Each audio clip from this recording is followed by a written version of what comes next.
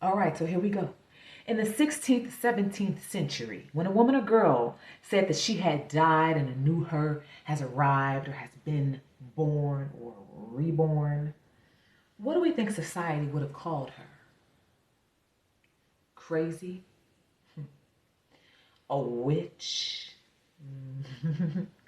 Possessed by the devil himself? By demons? Here's what I have to say.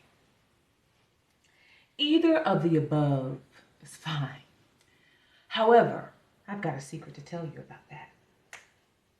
What she is, was, and always will be saying is that the her that would have continued to put up with your shit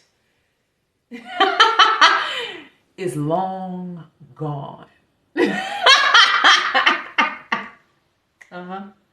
And the one that is skilled at wielding her swords to cut any person, place, or thing off that attempts to kill, steal from, and destroy her has risen from the dark, from the ashes, from that very hell of the demons you say she's possessed with. The new her has laid the old her to rest, so that the one you see standing before you today, baby, the one that's less easier to kill, could be born. Mm-hmm. That's the secret.